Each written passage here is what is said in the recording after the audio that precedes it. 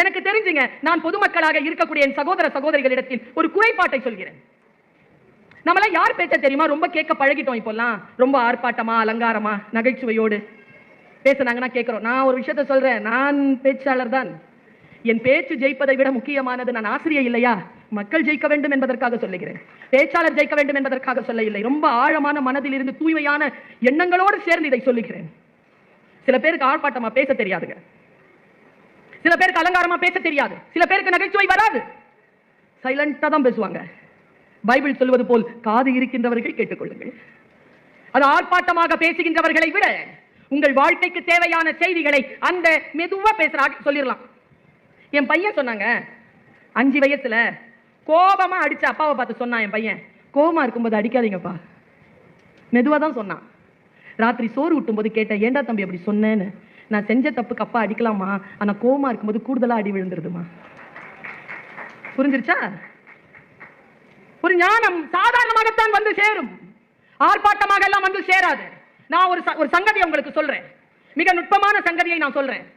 அடுத்தவர்கள் சொல்கிறார்கள் என்பதற்காக அல்ல, நமக்கான ஆழமான புத்தியை வைத்துக் கொண்டு வடிகட்டி தான் அந்த கருத்துக்களை நாம் ஏற்றுக்கொண்டாக வேண்டும்.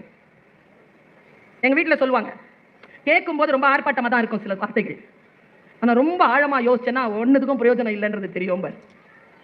ரொம்ப ஆழமா யோசிச்சு பாருங்க, சில சொற்களுக்கு பொருளே இருக்காது, சொல்லும் போது அவ்வளவு ஆர்ப்பாட்டமா இருக்கும். அது ஆமா இல்ல, ஆமா இல்ல, ஆமா இல்லன்னு இருக்கும். ஆனால் ரொம்ப ஆழமா யோசிச்சா இல்லன்னு மனசு ஆர்குமெண்ட்ல வந்து நிற்கும்.